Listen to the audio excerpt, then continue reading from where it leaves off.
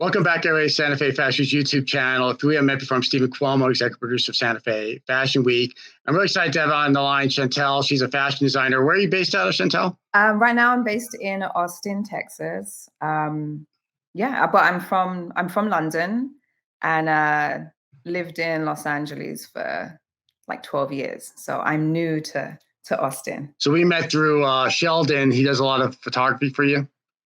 Yeah, he does a lot of photography for me, for my brand, and also for like personal stuff too. Like he's my photo shoot guy. That's cool. Nice. Seems like a super nice guy. I'm looking forward to meeting him in person. So tell us a little bit about your journey into fashion. So I've been designing for like 15 plus years now, like 17 years, something.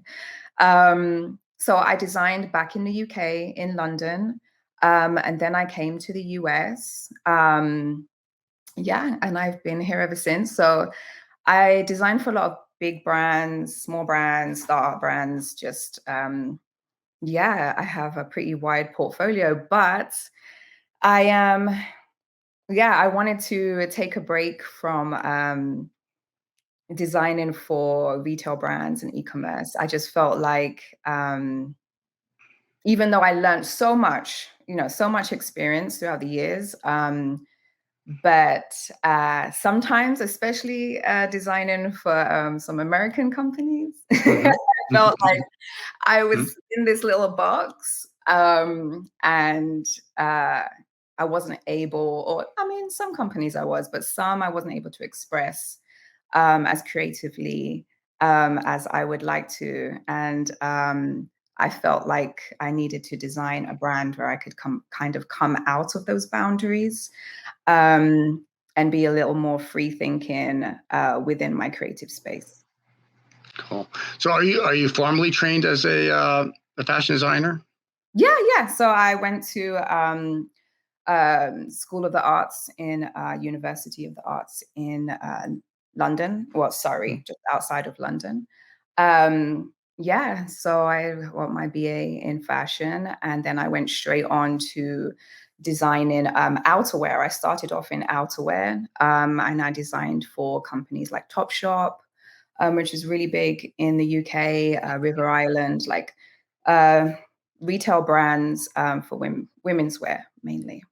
So you're in school, and then how'd you connect with these bigger brands? Was it through networking or headhunting, or how'd you land your first couple of jobs? Through my first job, I actually landed through fashion agencies. So in the UK, I was with fashion agencies that were based in London and only looked for jobs in London. And then I also,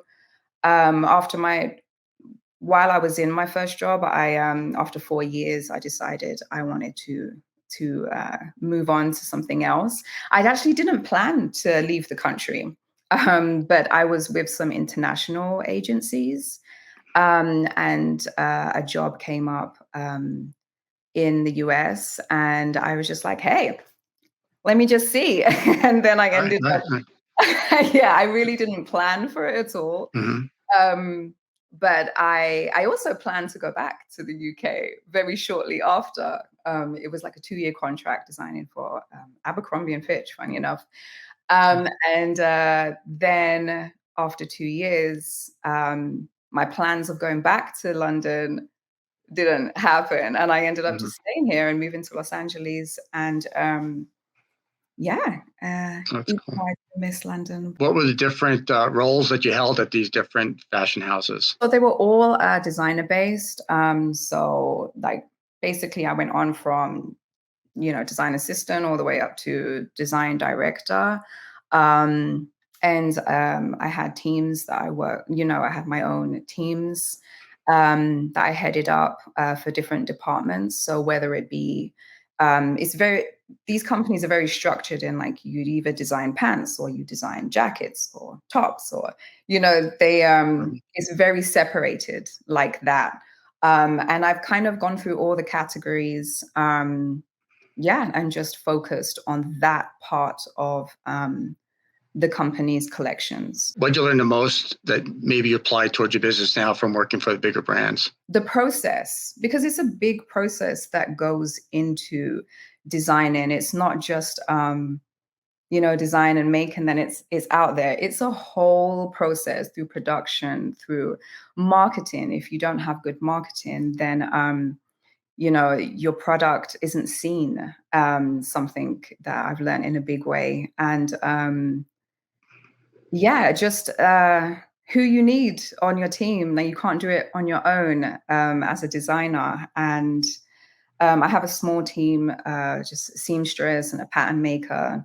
But yeah, it's a lengthy process within design. And then it doesn't just stop once it's, been sold. It's like reorders or your bestsellers or why it didn't work and why it did work. And there's the colors, like a lot that goes into it. I'm also very big on the concept of trends. Now I do a lot of forecasting trend analysis. So for certain brands, I will do I will tell them the concept of the season ahead. So I'll create the mood for that particular brand, the silhouettes they should be designing into, the trends, the details, color is very big. So I really loved like the whole concept of creating the collections too. Are you still working as a consultant on that level? You are. That's very cool. Would you suggest that there's people that want to go into fashion to go that route to work for the bigger brands? Or do you think that add a lot of value for yourself now that you're doing your own thing? It adds a ton of value. Of course, nowadays there's so many designers that, start their own brand without any knowledge of that field. And it's vast. There's a lot of information. And I feel that you either stumble into it and not know what to do. But in some way or form, you will be introduced to that world. And it's very good. It's a very good experience to be in that industry at some point. That makes a lot of sense.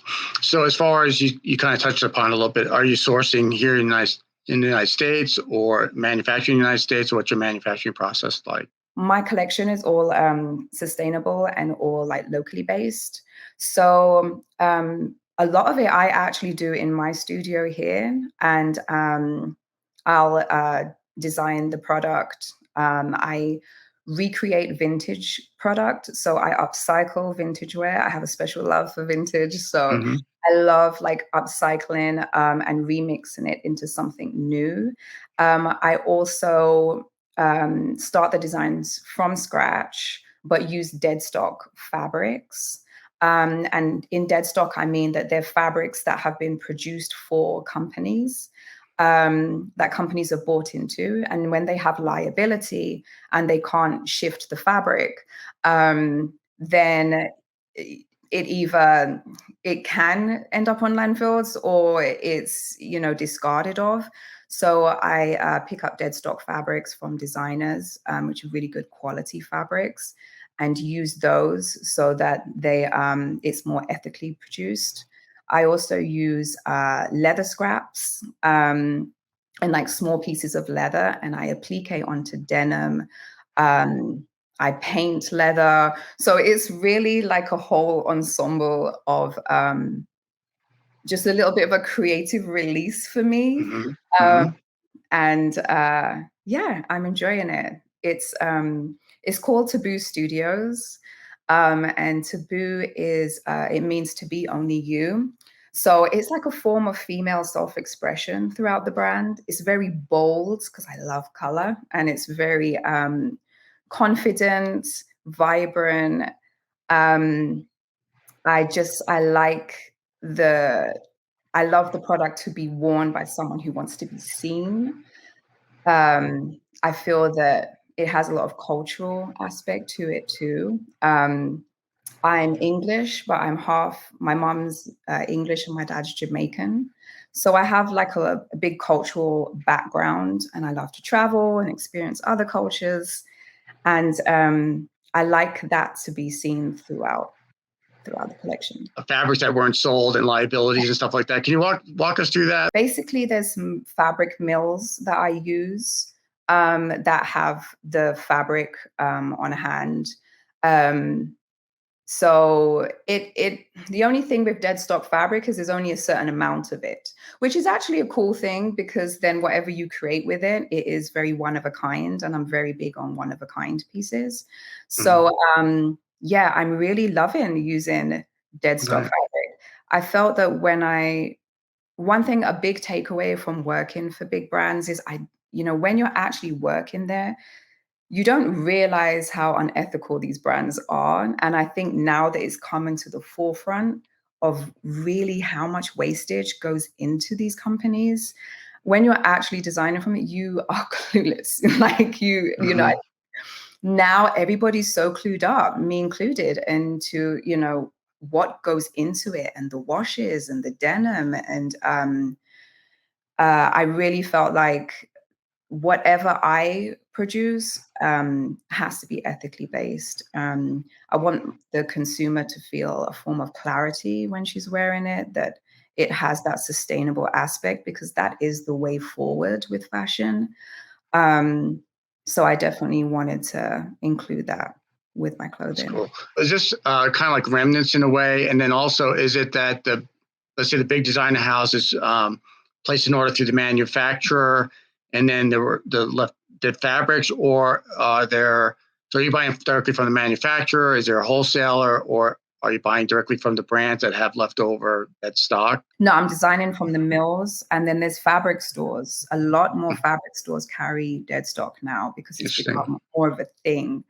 So I'll also go to smaller fabric stores where I feel like it's a more intimate bond with them. Yes. Than going through the brand. Usually the brands, they really don't deal with that stuff. It's more so the factory that's left over with it, and they either try and get the brand to buy into that fabric as a liability, but sometimes when it doesn't fit in the collections, they just discard of it, and then the fabric mill is left to sell it to somebody else. So yeah, that's kind of the way that works. Do you typically sell directly to the consumer, or are you selling through boutiques? What's that business model? To consumer. So I'm in the process of building the collection. So we launch in September. So, but I do really, I definitely want to do like B2C and direct to the consumer, and just be in like pop-up stores, and just really get intimate with the consumer. And I feel like that is the best way to do it initially. In time, yeah, of course, I would love to be into, in some boutiques and so on, and into more wholesale based. But for now, I really just want to get to know her. No, I think that's a great idea. I think the pop-up boutiques, I often talk about how I think emerging designers, if you will, are a lot like indie musicians, and indie musicians will go on tour and press a lot of flesh. And I think with designers as well, and that might be some designers' comfort area, but to do pop-up boutiques, maybe throughout the country, and to get to know your consumer, and you become almost like a celebrity and build a community on itself. Does that make sense? Yeah. So what's it like, I mean, going from, California to Austin and being a designer, do you feel like you can work almost like remotely, or is that pose some struggles? Yeah, I mean, it has its struggles. I feel like when I was in LA, everything was on hand. And then I came here and I'm like kind of struggling to find, everything locally. But I do travel back and forth to LA when I can, because I also have 3 children. So that keeps you very busy. Yeah, I'm a mom of 3. So they keep me busy too. So, but when I can, I definitely travel back as much as possible, because I like to have a good relationship too with my my sewers, who are very talented people. So yeah, I make sure I go back as much as possible. But I'm also trying to get those connections that I need here. because I'm not sure how long I will be based here. Essentially, I probably will be back in Los Angeles soon, but for right now, yeah, I like Austin. It's cool. Mm-hmm. Mm-hmm. I've been to Houston. I have to make it to Austin. So when you're selling, are you leveraging different social media platforms? How are you doing that? And then are you using like an Etsy, or what kind of website are you using to sell through your customers? I'm using my own website. So that comes along with the launch. So that's coming soon. And then, so IG handle, mostly. I'm new to TikTok, which is crazy. But yeah, so I'll be on TikTok. Yeah, and I'm not like, I'm on social media, but I'm not like super social media. Oh. I think it's interesting because I utilize LinkedIn and YouTube and Instagram and TikTok, and it's interesting because you can take the same video, maybe repurpose a little bit, and there's really, to me, there's no rhyme or reason why some get more views than other. But I think LinkedIn is very powerful for networking and stuff like that. Yes. So it's and sometimes it's overlooked.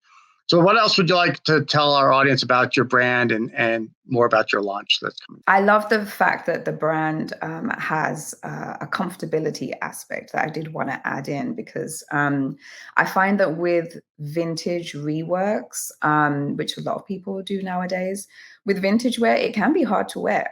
And I feel that it doesn't always fit everybody's shape and curve.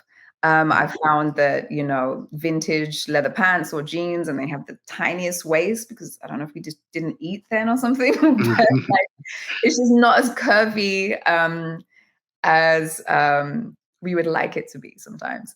So I've added a knit aspect to a lot of my leather pieces that have a real good comfortability factor.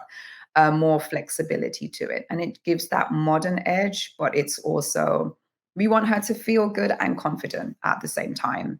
So yeah, I love just the confidence, the culture, the clarity of the brand, the comfort. And colorful, bright pieces. Well, you touch on something that, I don't know if it's controversial or not, but they talk about like the size 4, whatever, in the 70s is not a size 4 of today. Right. And I have a buddy that gets really frustrated because he'll measure per shirt or whatever, and then he'll order it, and even on the graph or whatever they used to sell the item, it's like it's not actually that size, it's this size. And I think that's some of the issues of like buying online. But then he's like, well, they should do it to where it's the actual size. Well, people are so used to ordering a certain size, it's not. It's very interesting, and I think manufacturers don't want us to feel bad, like, oh, we're bigger than we were. So we're going to kind of lie about the size. Do you see that a little bit? Or a lot of brands strategically will make it a little bigger and then put a smaller size so that the customer feels better when and she's like, oh, okay, I fit this. But I fit a size 3 or whatever. But I think like nowadays, the way we embrace our curves and most definitely our shapes as women, I found that me as a lover of vintage wear, I would look at something and be like, oh, well, there's only one of these, right? And it's never fit my thighs. So that's pretty funny. I did buy a pair of leather pants once. Actually, no, it was gifted to me by a very good friend, and I bent down in them and completely ripped the seam in my pants. So at that point, I was like, okay, like I have to do something about this. That is funny. Well, I'd love to have you back on when you go ahead and launch, and keep us in the loop. And if you ever, I don't know if you would drive through Albuquerque to get to LA when you go back to LA. And have you gone to Magic at all, the trade show in Vegas? The big trade show? Yeah, I used to go to Magic all the time. Back in the day. I haven't been in a long time. Have you been recently? Yeah, I lived in Vegas for like 22 years, and it's in August. August really isn't the best time to go to Vegas, but I'm gonna try to make it this year. So. Yeah. Oh, cool, Chantel. Well, thank you so much for joining us, and definitely let's have you back on. And even if you want to maybe updates, we do kind of follow your journey. And yes, that would be amazing. It really would. That's cool. Well, thank you everybody for tuning into Santa Fe Fashion Week's YouTube channel. The next YouTube or the next video podcast I'm having with is actually a designer out of Kenya, and she lives in New York, and she's going to talk a little bit about that and what it's like to be a designer in New York. So thank you for everybody. Thank you, Chantel, for being a guest on our show. Thank you.